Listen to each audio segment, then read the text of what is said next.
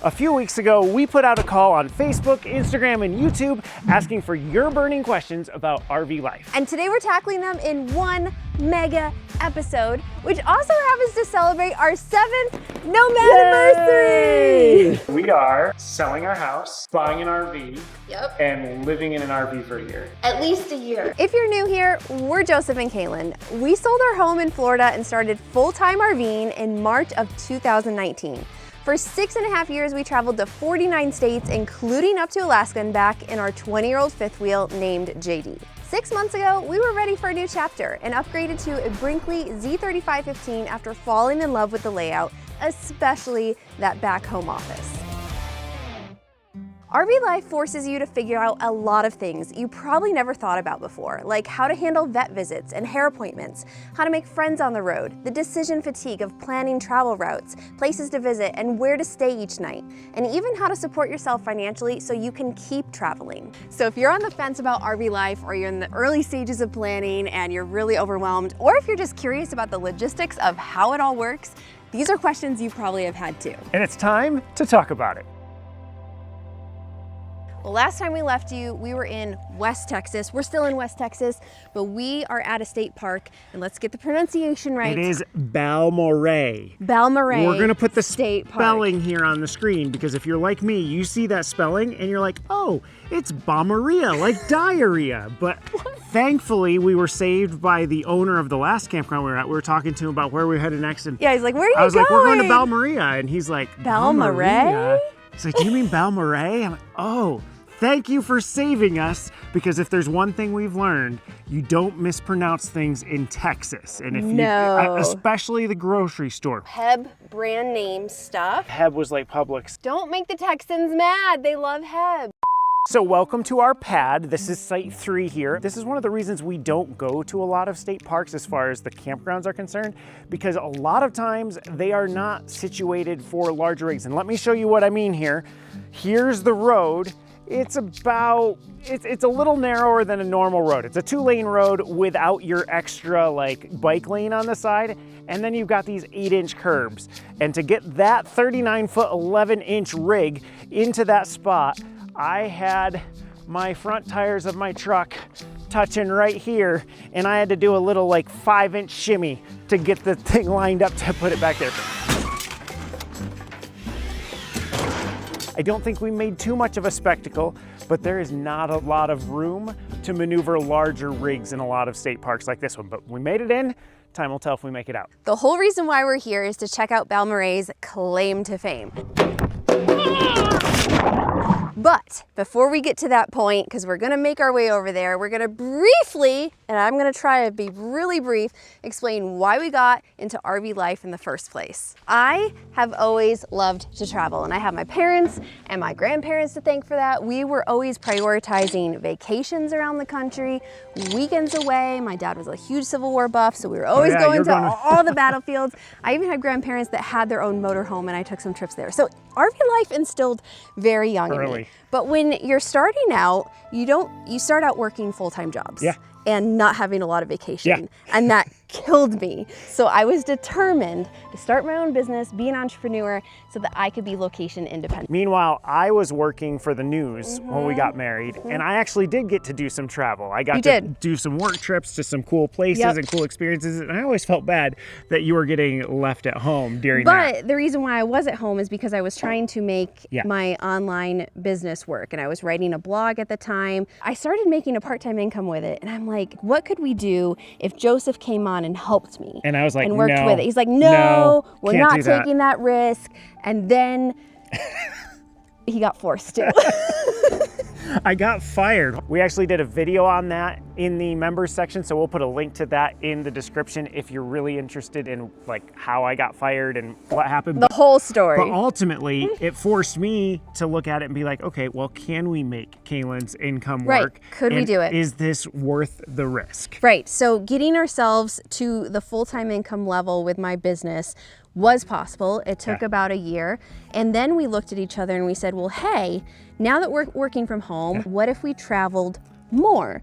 And there were a couple reasons why we wanted to do this now rather than later. One is because you're just not guaranteed to do it when you're retired. I'm not guaranteed next Right. year. You don't know I'm not what's gonna guaranteed the year happen. after that. And so we just looked at it and be like, well, we don't want to be stupid, but at the same time, we want to be able to do these experiences. And we've just seen so many people who are like, I can't wait till I retire to do X. And then for whatever reason, be it medical or life situation, they get to retirement and they're not able to do X. The second reason why we chose RV life instead of doing vacations like traditional people do is because it allowed us to have our home with us wherever we went. And I'm very much a nomad at heart. I love exploring new places, but I'm also a homebody. I call Kaylin my walking contradiction because this isn't the only place that she's like this, where she has like two competing ideals, but RV life works so perfectly for this. Because we can go out for a hike and then we can come home, and because we put a solar package on our first rig and our second rig, it allows us to find a lot of boondocking spots, and so we can also make it cheaper than like paying, you know, $100 to $200 a night for a nice hotel room. But that's not what you're here for. You're here wondering, how did we do this? How did we make that leap? Yes. And that's the first question that we have is, how did you prepare for RV life? And it's a doozy. The first thing we did was we watched a ton of videos. We got introduced pretty early on to Less Junk, More Journey, and we were watching them, you know, lunchtime, dinner time, whatever our entertainment time was, we were watching their back catalog and their videos as they were going through. Speaking of which, if you're in the process of thinking about RV life, I know of a channel that you could watch. They show the good, the bad, the ugly, they show the dumping, they show the boondocking, they show campgrounds. Give me a second. I think it's called Open Roading. There's a subscribe button for them right down there. You should mash that subscribe button because it's going to help you out as you try to figure out whether or not this life is for you. Is this where we go? This is where we go. Oh, there's little fishies. Are they pup fish? I think they're pupfish. I hope I don't slip on this moss. Whew, that's cold. That is cold, but it, I almost slipped. Kaylin. Oh my goodness, I almost went in. So it's supposed to be 74 degrees year round, and these are the world's, let me get this right, the world's largest spring-fed swimming pool. There, I got it. We still have more answers to this question. We're not gonna get through all these questions. We've got a ton. But the second thing, especially if you're selling your home like we did, you gotta declutter. You've got to try to think minimalistically. I know it's overwhelming, just go drawer by drawer, box by box. I got rid of 12 boxes of books, which killed me. Now we still hung on to things because we thought we'll do this for a year, and now we're at 7 years. So we did eventually get rid of that storage unit. We got rid of that storage unit so far too late. We wasted so much money on it, but you never know. I would really You don't encourage know you, if if you're you want to it. get that storage unit, get it for that first year.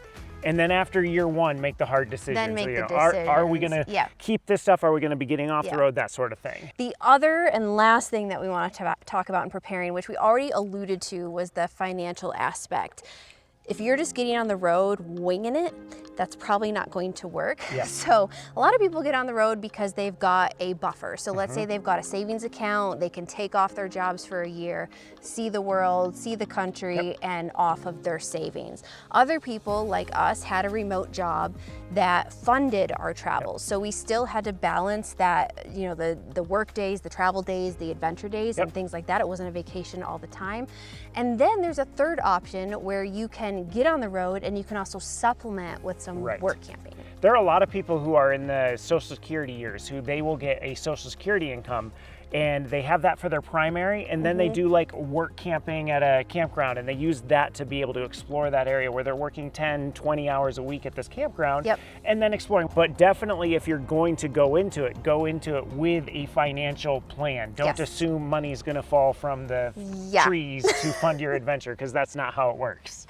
We do have some financial specific questions, because this is huge. Like, everyone wants to know that they're financially protected and going to be good on the road. And the first one is, what do you think the average minimum income should be in order to afford RV life full time without being fancy, going out to eat all the time, still being able to breathe?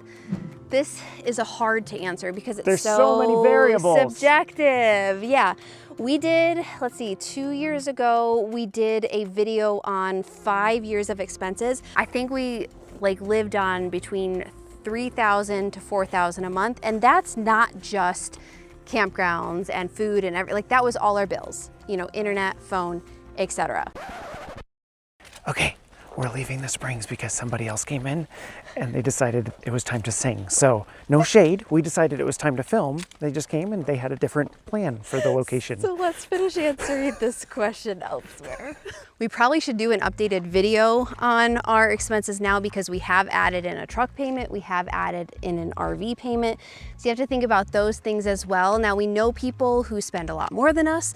We know people who spend around $2,000 a month. They live so frugally. So it's really gonna depend, but I do think with RV life, you can control your expenses based on how often you move in terms of gas that you're spending, where you're staying, you know, are you boondocking? Are you staying in state parks or campgrounds that are cheaper? Are you staying in RV resorts? So you do have a lot more control over your finances with RV life than you do in a typical sticks and bricks. Another question we get is, can you earn enough from work camping in order to live comfortably? And again, this kind of is a broad question because there's so many different types of work camping. So the work camping that I mentioned earlier, when you're at a campground, you're a camp host or working like as maintenance or something like that, that's more of a supplemental income, in my opinion. If you have Social Security or you have savings or investments and you're able to kind of channel those things together, that will provide for your monthly expenses, but not give you anything for that emergency truck repair or anything like that. But that job is going to allow you to explore kind of while you're working. Then there are other work camping jobs like we did with the gate guarding, where you're committed for a 3-month period or a longer period where you are working, you know, basically every day, all day. You're not going to have flexibility to go tour stuff, see stuff, but you're going to earn a lot more money. So a lot of people who do those jobs, they do them for a set period of time, maybe 6 months out of the year. They save up a bunch of money and then they go travel the other 6 months of the year. All right, last financial question. We've got so many questions to get through.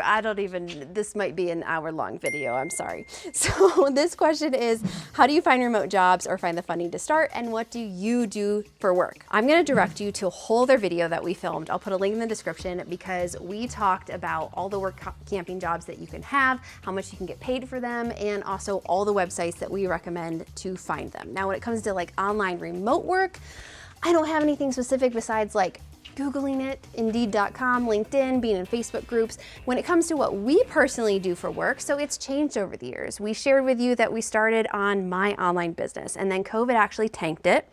And we're like, oh stink, what do we do now? And that's what made us start to do work camping. We documented it on YouTube and all of you guys came and subscribed, and now we're able to make YouTube and open roading our full-time job. The next question we get asked in varying forms is, how do we pick the right rig for travel life? So many different RVs. And that comes down to it. There are so many variables. We had this question. I'm looking at vehicles for an SUV versus a truck. Is it easier to have a bumper pull or fifth wheel? I think I'd be more comfortable in an SUV. That is one of the things you have to consider. What are you comfortable driving? When we bought our latest truck, we decided pretty quickly that we weren't comfortable having a dual. Right, just felt like too much. But we also understood that that was going to affect what rigs we could get, because we couldn't get a super heavy rig. Like a toy hauler. We got the one that's kind of at the max for a single rear wheel drive. You're trying to decide, okay, what is my one non-negotiable?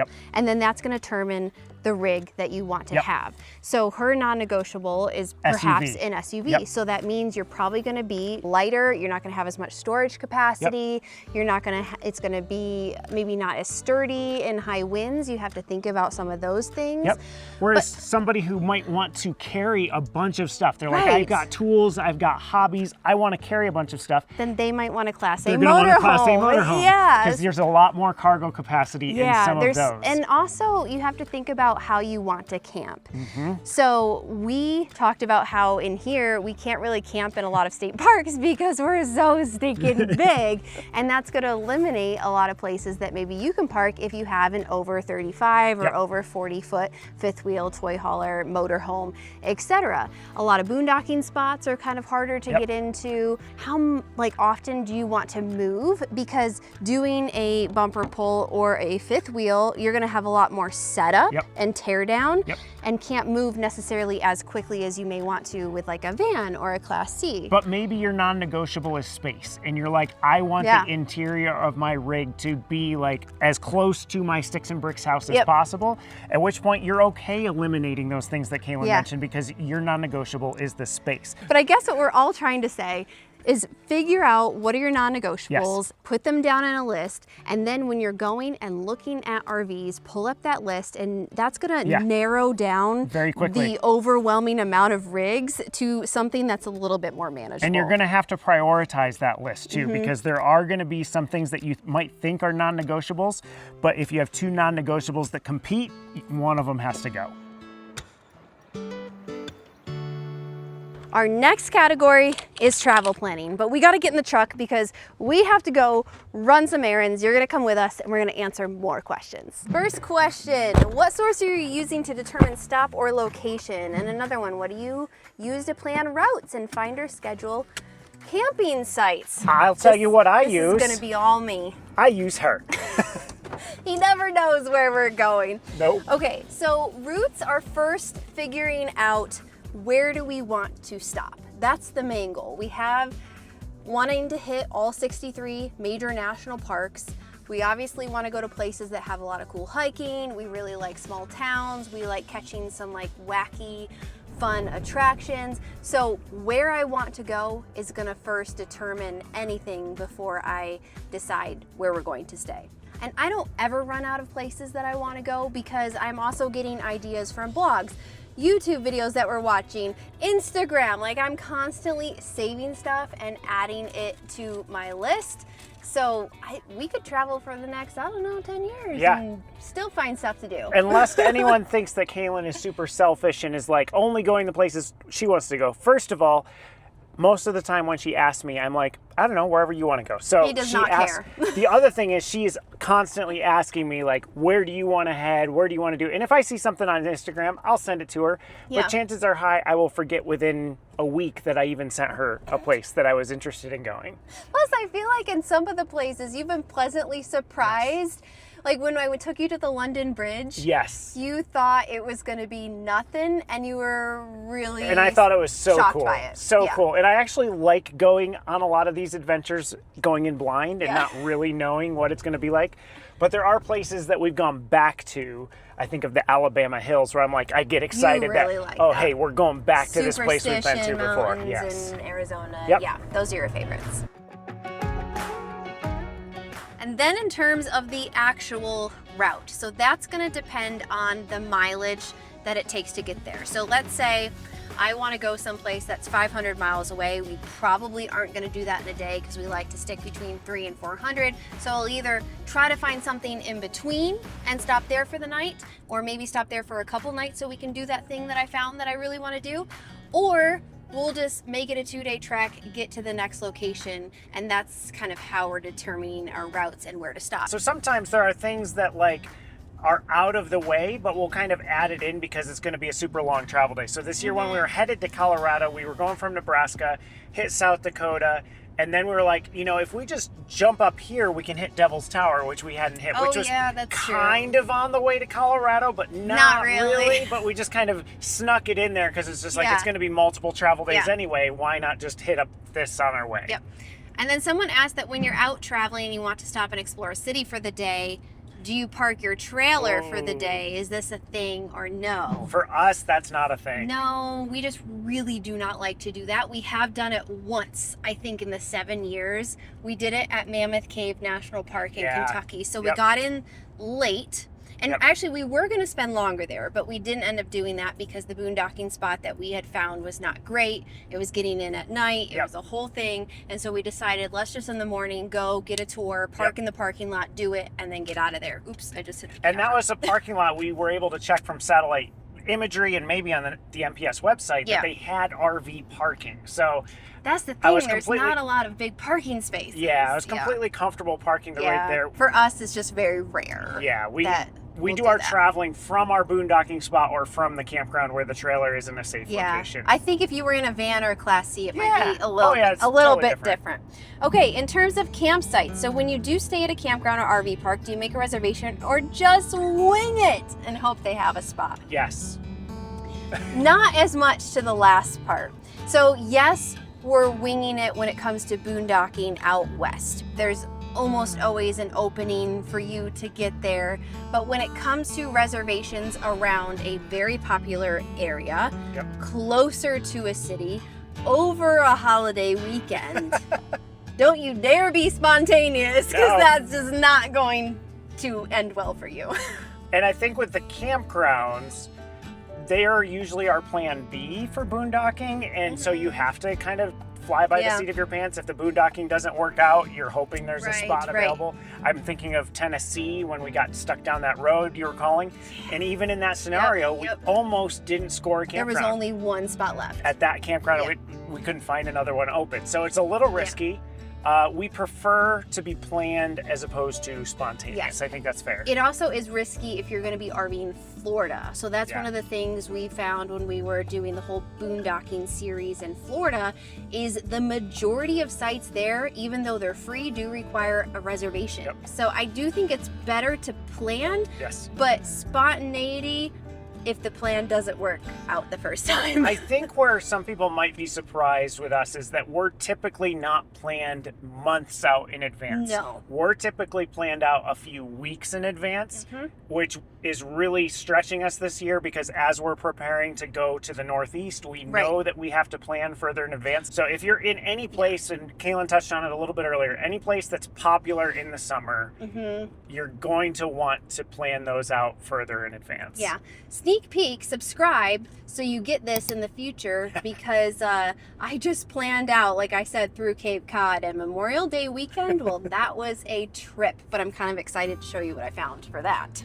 This isn't a question we were asked here, but I'm going to bring it up because it's a question I get a lot of DMs about, and that's, where do you find your boondocking spots? Where do you find the campgrounds? And so Campendium's my #1 place to do both. If I want to find boondocking, I'll filter it to free. If I want to find campgrounds, I'll leave the filter off and I will check everything out, read reviews, look at the GPS coordinates, satellite view, and all of that to make sure it's good to go. And I know there's other apps to use, but I found a lot by just Googling RV parks near where I want to be. Or boondocking near, and things will show up that maybe aren't on those actual websites. I also find a lot of stuff in Reddit. Like, I get on Reddit threads where they were sharing things like, oh, this is a new campground that isn't on any website yet, but you can call and book there. So those are some tips for that.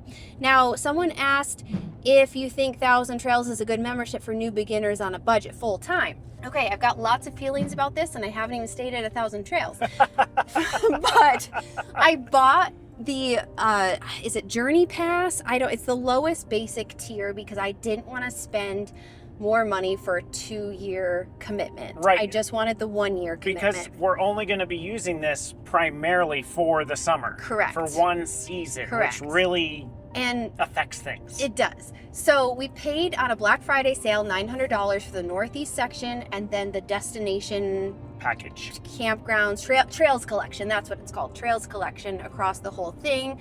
I am getting ready to book my first one, but I can only book 60 days in advance, so I feel like I made a mistake there. I'm having a lot of trouble with the website being wonky, with being told that I can't book certain sites even though they're the same color icon. So there's a lot of angst coming from this. There's been a lot of angst. But I am going to hold all judgment until the end to see if it's actually worth it. This is a big one about decision fatigue. This was super insightful. I loved this one. The person that asked this question, I am impressed that you would even think through this question. It seems that there are many more decisions to be made on a daily basis. Where to go, what to do, and then when are you stationary with your regular job? So I think she's referring to there, like, that balance between also working behind the computer and then going out and traveling and adventuring and all of that. So there are so many different things to think about, even down to the minute thing of where do you get your haircut or what grocery store is in the area. And even if it's a Walmart, which you think you're familiar with, it's laid out completely differently than the last Walmart that you were in. And so there's just a lot of decisions to be made. I think the more you do it, the easier it gets. But I also think there are some ways that we talked about that help. And one of those is staying in a place a little bit longer than maybe you're used to. Yeah, like when we first got on the road, we had our black tank and we'd had to empty it every 5 days. And so we kind of used that as our, okay, we're in a spot for 5 days and then we move. And we found ourselves getting tired after that first year, burned out. So now that we stretch it to at least a week, then we can have 4 like really good behind the computer work days. And then one of those other days we can go out and adventure. And then we also have a travel day. And maybe somewhere in between we'll actually be able to just hang out in the RV and relax. But definitely staying in a place a little bit longer to give yourself that extra breathing room so that you're not just switching things up all the time.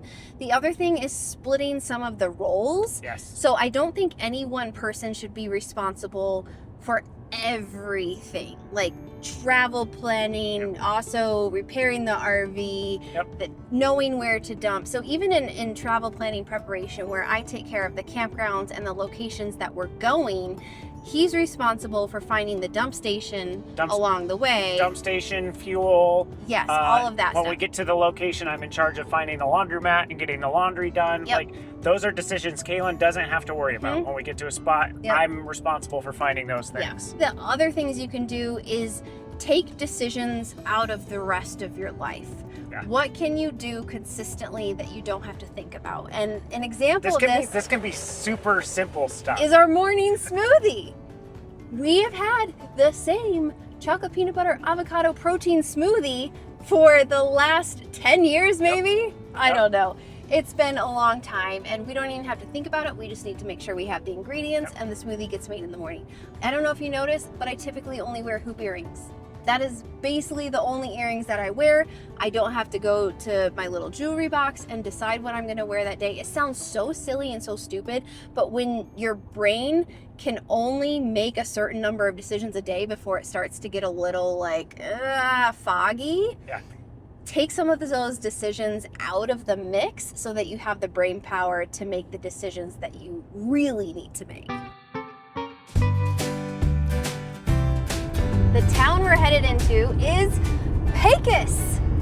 And if you are not sure what I'm talking about, think back to our gate guarding days. Maybe you weren't here yet, but our second gate guarding job, we were 40 minutes down the most insane dirt road we have ever been on, and we had to drive the 40 minutes to town once a week to try to get supplies. And I was shocked at how many more places were in this town. Like Pecos has everything. They've got a Walmart, they've got a grocery store, they've got every restaurant known to man. We should actually stop at the Chinese restaurant. That's what I was thinking we should do for lunch. Every time we went to town, we got General Tso's chicken, sweet and sour chicken, and then we'd run all our errands. It's probably not even open anymore. It probably isn't. Time to get our mail. Got 2 packages, I think. I need to get my license out of the back. Logistics on the road is a whole thing. Trying to figure out all the things like medication, doctor's visits, mail, it's so different. So in terms of how we manage getting mail, we did a whole video about this that I will link to in the description, and I'll try to give you a brief overview. Basically, you have to know what carrier you're getting something sent through. If it's Amazon, go to an Amazon locker. If it's UPS, it goes to UPS access point location. If it's FedEx, it goes to a FedEx pickup location. And then if it comes through general delivery via the USPS mail, then you can pick it up at a post office. We have been using more often a pack and ship service. So that's where we are here. These services usually take all carriers. So you can order something online, get it sent here, use their address, and be pretty sure that you're going to be able to pick it up. They will charge you generally per package, so it'll be $1 package is the cheapest we've seen it, $15 a package is the highest. What was this one, 15? 10. This was $10, which is still a little high. So you have to make sure, like, what are you ordering? Is it going to be worth it? Yep. So that's what we do for packages. When it comes to mail forwarding services for general taxes and things, that's a little bit different. There are a few different mail forwarding services. We use one called Traveling Mailbox out of Florida. There's also Escapees that comes out of a few different states.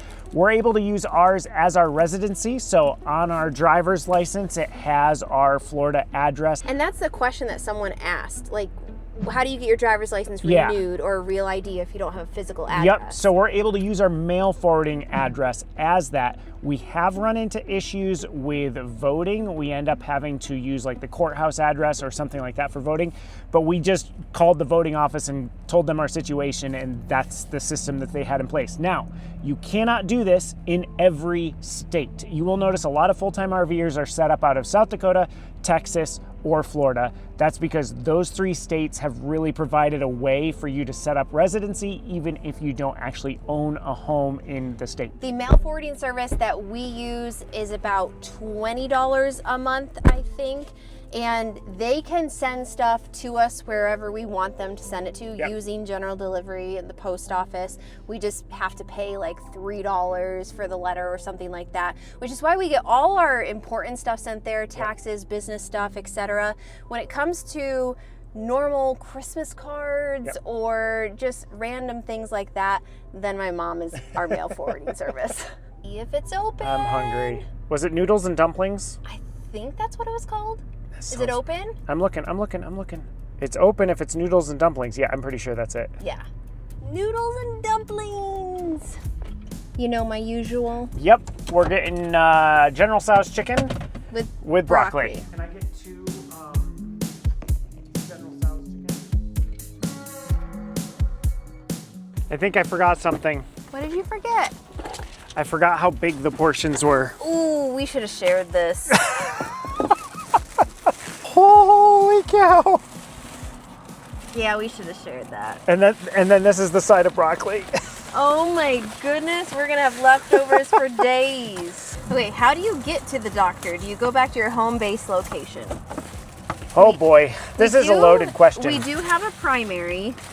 Not as good as the one that we started out RV life with. So funny enough, our primary care doctor was our primary in New York, and then he moved to Florida, and then we moved to Florida, and we were near enough to be able to see him again. Best doctor we've ever had, honestly. Yeah. But then his service changed, so we're not technically his doctor. He's not technically our doctor anymore.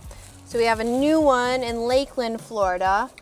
And that one I will see every time we're in Florida because I am on a medication that I do need to get often. That's the challenge with RV life, figuring out how to get these annual things done. Yep. Because you have to literally go back to the same place. When it comes to actual emergencies, we try to stick to the urgent care facilities as much as possible.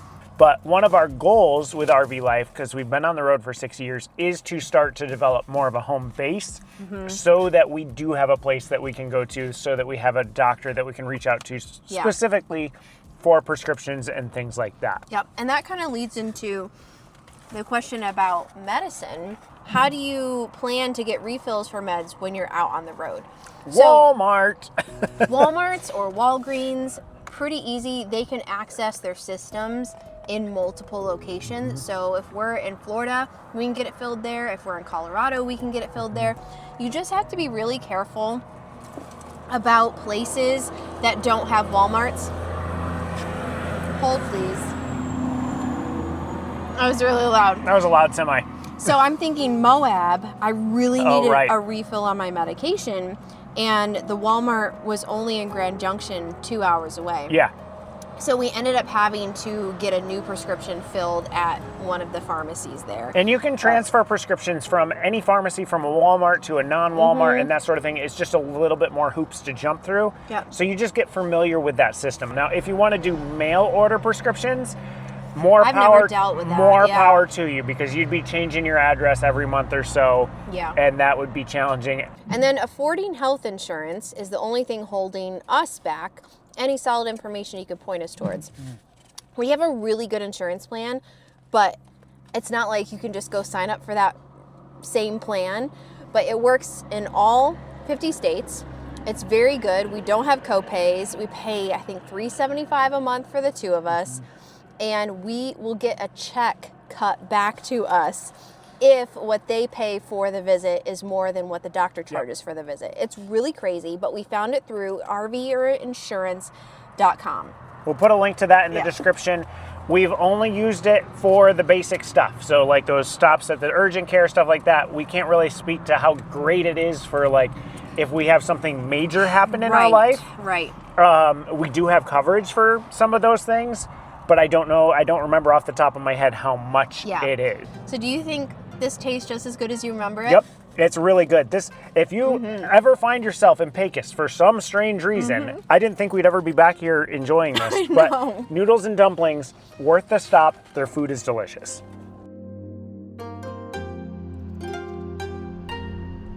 This question is about grooming. So like personal self-care, haircuts, waxing, manicures. Do you plan certain locations or just wing it when you pass through a town? So when it comes to hair locations, Joseph can wing it better than I can. You do not wing it I at all. do not. So if we're gonna be, I kind of think about a couple towns ahead of schedule when I know I wanna get my hair cut and colored, and then I'll call and make an appointment, because oftentimes the good hairdressers, you gotta read reviews, they're all booked up. So you have to make sure you get to them a certain amount of weeks out ahead of time. So I definitely do not wing the haircuts.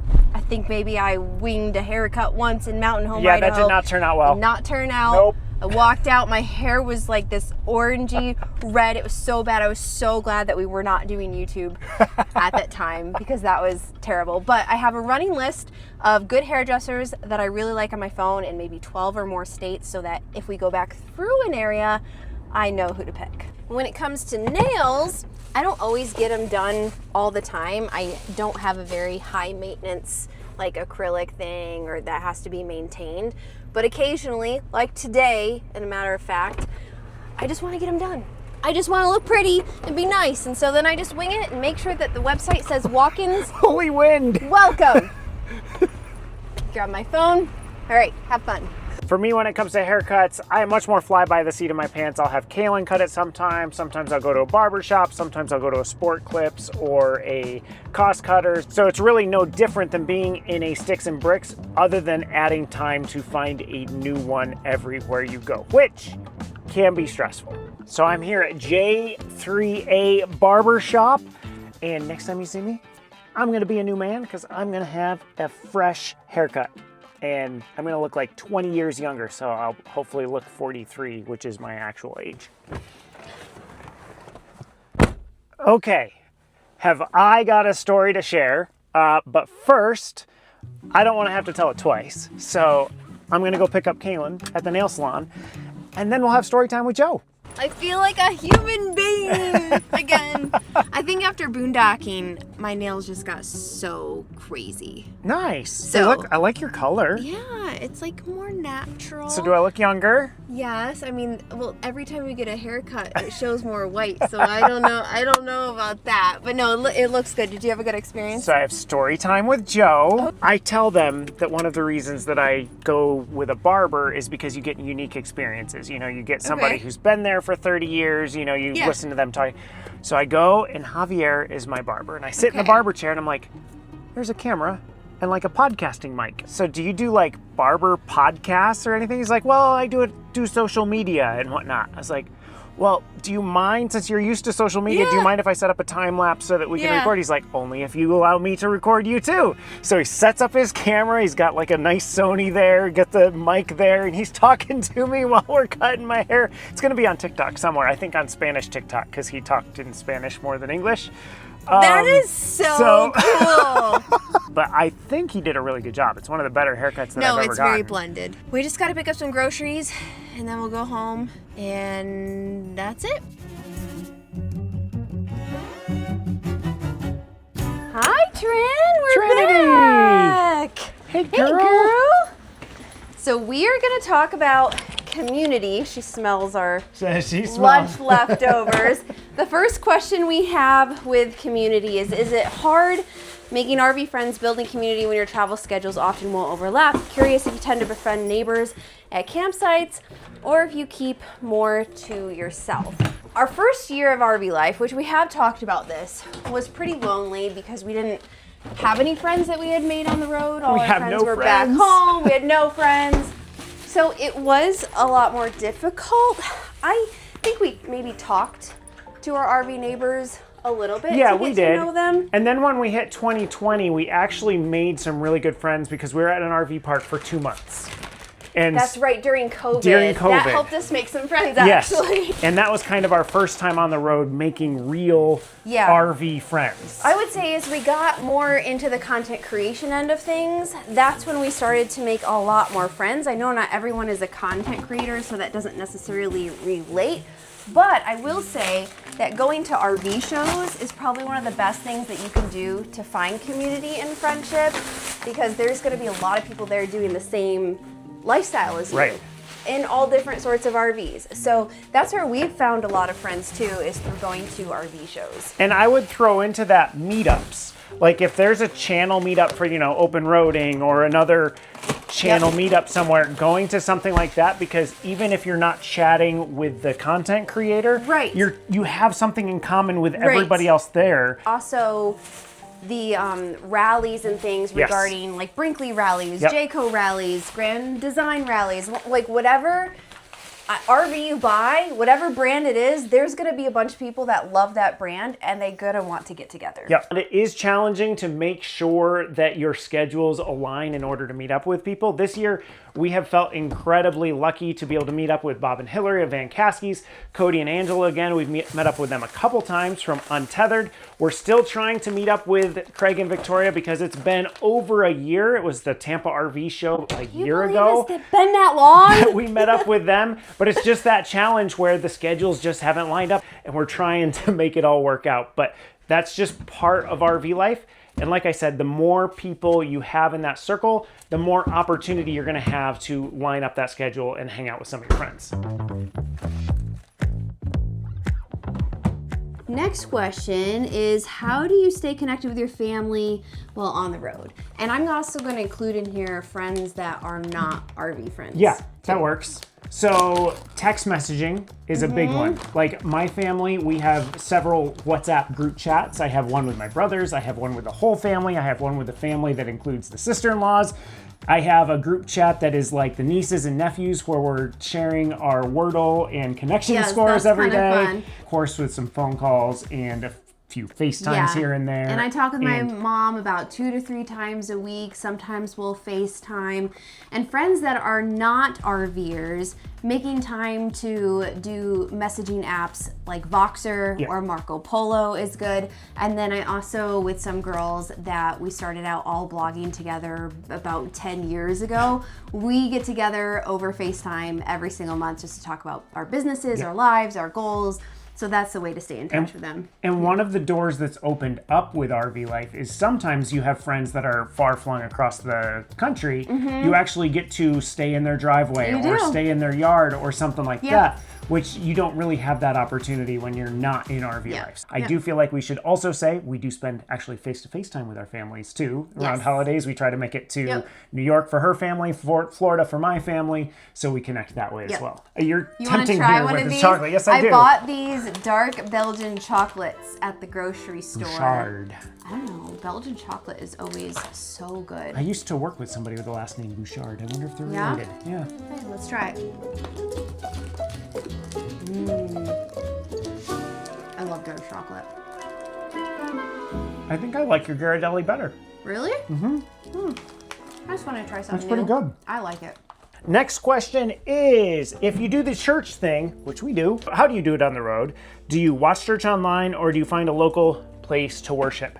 We do church online. We have a couple pastors that we will listen to, and then if we're in a place for like a month or longer, then we'll look for a local church. When we're in Phoenix for an entire winter, we actually went to the same church the whole time we were down there, but ultimately our answer is we do it online. You ready to go for a walk? Yeah? I know, you're so ready.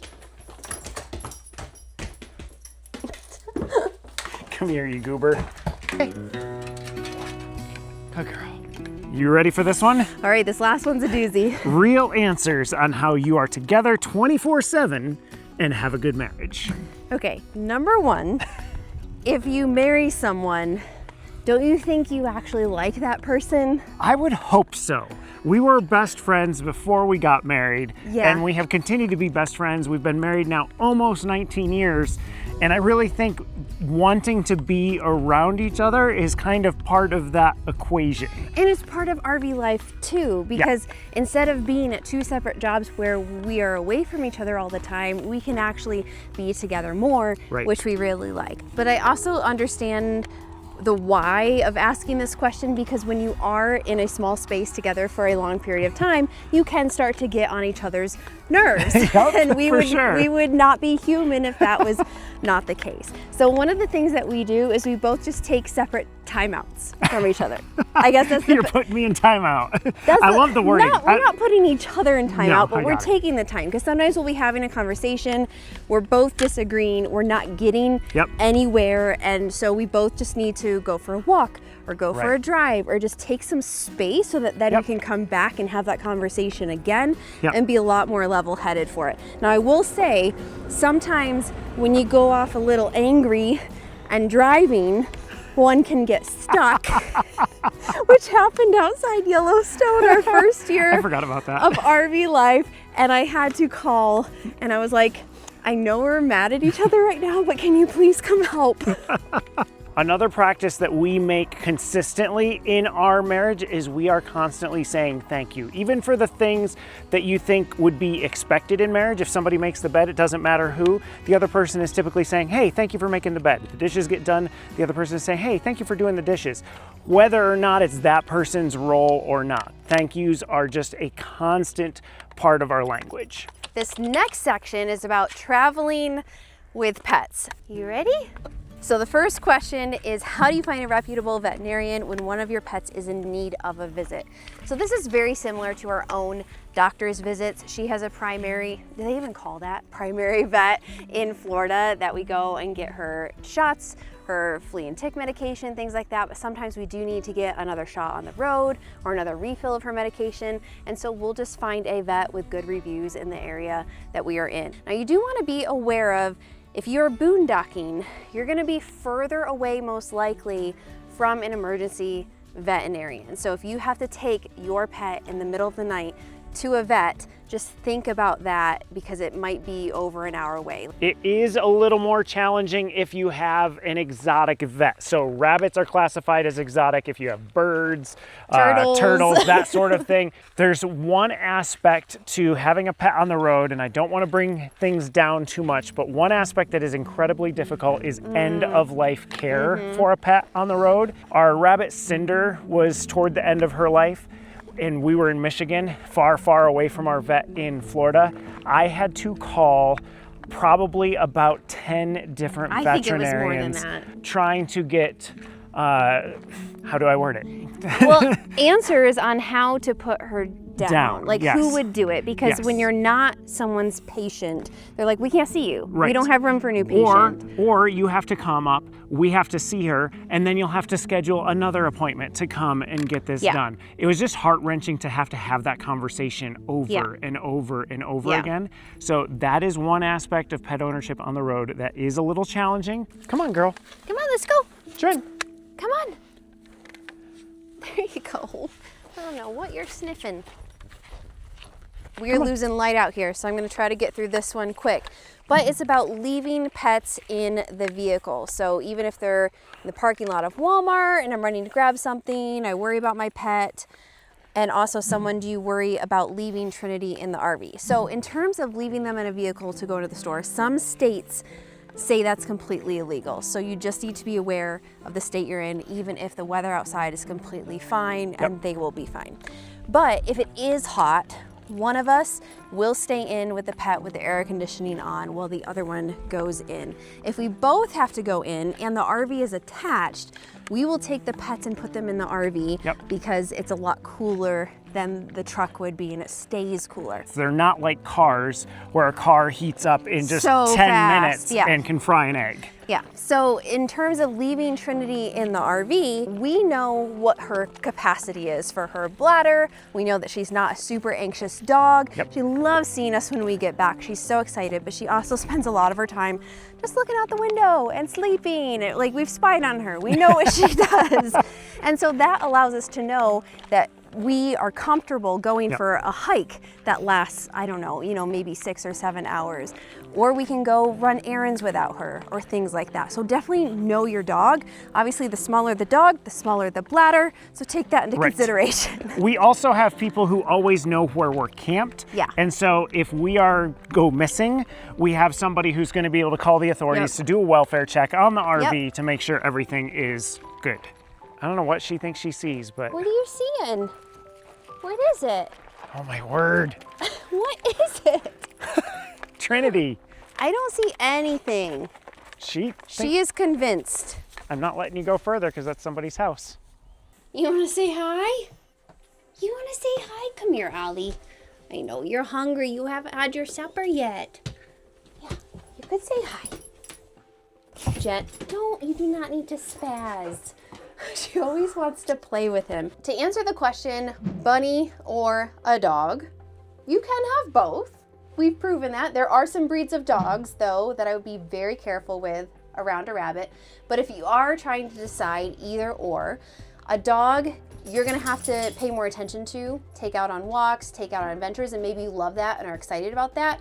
But if you don't wanna have to worry about taking them out all the time, then a rabbit can be an awesome pet too, because you could leave them for the entire day and they're gonna be fine as long as they've got their hay, water, and pellets. When it comes to vet bills, now there is a difference there. Dogs, you have to get shots. Bunnies, you don't have to get shots, but bunnies, when they do have medical issues, it tends to be a little bit more expensive than dog medical issues. So you just have to be aware that maybe they don't take as much time or care on the front end, but if they do get sick, they're gonna take more time and care then. Whether you have a dog or a rabbit or a cat, of course you're going to be concerned about the temperature of the RV when you leave the RV to go places. This is one of those areas where I would get to know your specific rig really well, especially if you're boondocking.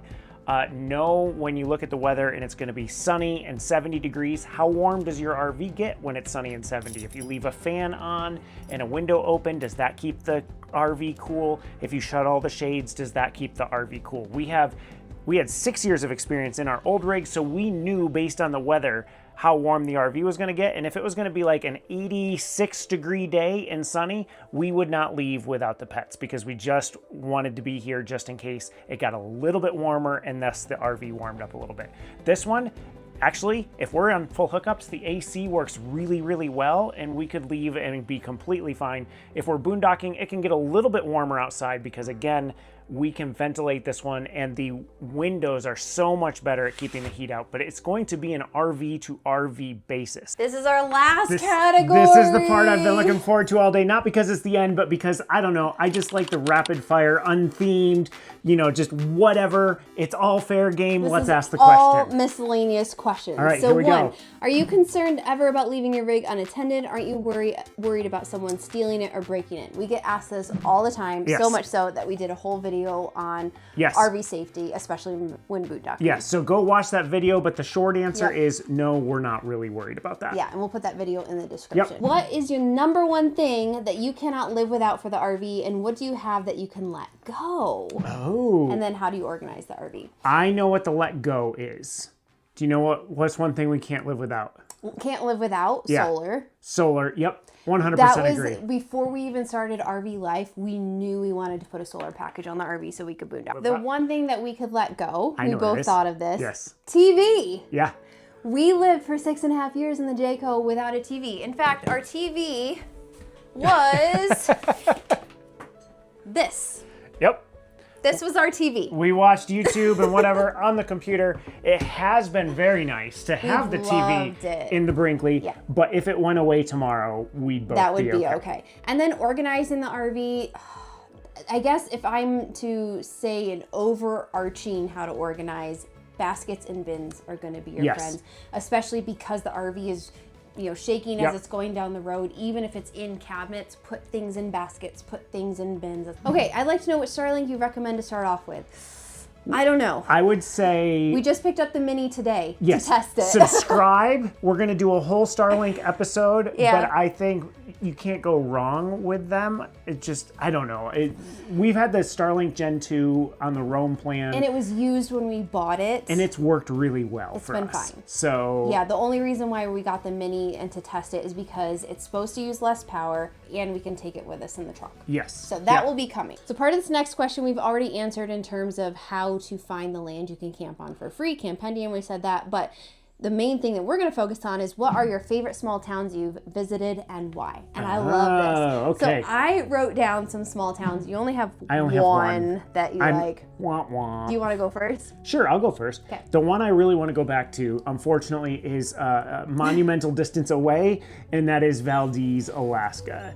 When we were there, we were only there for like 4 or 5 days, and we had slide issues on the RV. And so all of my time was taken between the YouTube editing work and fixing the slide. We didn't do much more to explore there, which there's waterfalls. We walked to the docks, that was there it. was hikes, we walked to the docks and we saw the eagles eating the fish, which was really fun, but that was it. So I'm gonna do these real quick. Whitefish, Montana.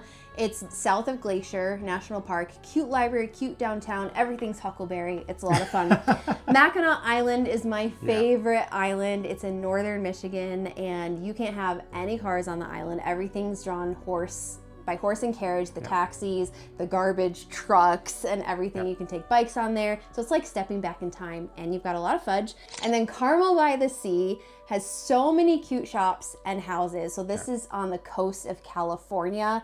What is it? South of San Francisco, I think is where it's located. I think it's right on US 1, right? Yes, Monterey. It's right around there. Yep. So that's a really cute town too. All right, next question. What are the top 3 reality checks that you experienced the first year you started full-time RV life? So one, which you have alluded to already, is that we moved too fast because we had no portable waste tank. So we had to move every 5 days.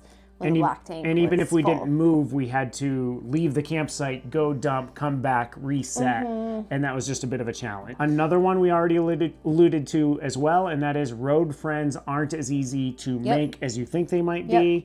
We also had to be more handy than expected with the RV. I think we went through that before. So that is something that has really grown on me over the past 6 years, where initially I was like, if there's problems, we're going to have to get somebody that knows what they're doing. And now when a problem arises, my first knee-jerk reaction is, okay, can we fix this ourselves? And then he YouTubes it. Yep. So these last few questions are more about leaving the road and leaving RV life. So if you didn't have YouTube video creation to help drive the adventure, would you still be RVing full time? Yes. And I loved It's this a great question because it made us think through, would we? Yep. And I think we would, but it would still be different. So we would need an income. So I either get a remote job working for someone else or doing something completely different than YouTube. Let's be honest. You would still be an entrepreneur. You'd still be starting your own business. I'd have to be, And I would be trying to find some sort of remote work or work camping work. Yeah, so at that point, I don't think we would move as quickly. Right. Because we would have these other focuses. I could see us doing month to month at some certain RV parks and places that we really liked to really dig into the local culture. Yeah, it'd be different, but we would still be traveling. This next question, do you miss your sticks and bricks? What about family heirlooms? Do you have them? Where do you keep them? Do you miss anything? I think I miss some of the space. Like, we did have space to, like, if you just go to the store and buy something, you just put it in the closet. You know, it doesn't matter. Whereas when you're in the RV, you do have to think, okay, if I'm buying this tool, do I really have space for it? And what am I getting rid of if I don't have space? Exactly. Yeah. And I think I miss a little bit of the community as well. Like, you have that consistent community, whether it's with a church or a friend group or something that you're getting together with on a regular basis. You just don't have that in RV life. For me, it's the consistency of a routine that I miss, of knowing that my weeks look fairly similar and I'm not completely uprooting my life, that I can shop at the same stores and the layout is the same. And then I think about this often when I follow influencers and I see that they have a shirt on sale or a pair of pants that I really want to buy, or maybe a skincare product. And I'm like, I could try to buy that and ship it somewhere, but the logistics of it are just so insane. Maybe it's good. Maybe it keeps me from spending money. And then in terms of family heirlooms, so we got rid of a lot of stuff. Even though we had the storage unit, we still got rid of a lot of things. And I would say family heirlooms right now are still with each of our parents. Yeah. So we'll cross that bridge when it comes to it, when we get that. We're not being rapid fire. No, we're not. Very much anymore. We keep talking. This next question, once you are in 5 years, so into RV life, how do you get out? This is the question that I've never seen addressed. And they're personally ready to go back to the sticks and bricks. We don't know by personal experience yet. We have talked about what it would look like. Yeah. So one of the things is doing it in a slow pace. So not just going and buying a house and being like, all right, we're done. I think going to an area that we are interested in, possibly settling down in, and staying in our RV, in an RV park for a few months to just get a feel of everything first. And I think that gives you the chance to also realize, is this a fleeting feeling? Right. Or if you stay there and commit to be there for 6 months and you're there and suddenly your feet get itchy and you're like, oh no, I want to get out on the road again. If you sell the RV and buy a house and 6 months later you're ready to go, like you're kind of stuck again. That feels like a very permanent decision to me, and maybe that will change in the future, but that's kind of how we look at it. That's our thought process, at least. Whew, my voice. It's going. We have covered a lot. And thank you all for participating in this whole Q&A by dropping those questions in those Instagram, YouTube, and Facebook posts. We actually got a ton of questions about content creation as well. So we're going to put that over on our channel insiders video this next Tuesday. So sign up to be a channel insider. If you sign up now, you're going to get access to over 60 videos. They're behind the scenes, how we do stuff, look backs at previous content, stuff that's completely different than you see here on the normal channel. Subscribe for a month, check it out, and this coming Tuesday will be all focused on content creation questions. I hope this video was helpful and that you are not as bored with it as Trinity seems to be. We didn't even get through all the RV Life questions that we received. So if you have one that we still need to answer, or if you heard something that we said today and it sparked a new question or curiosity, leave that in the comments below. We will try to get an answer to you. Just thank you so much for spending your Fridays with us. You're the best part of those Friday evenings. We love hanging out with you, and we can't wait to see you next week.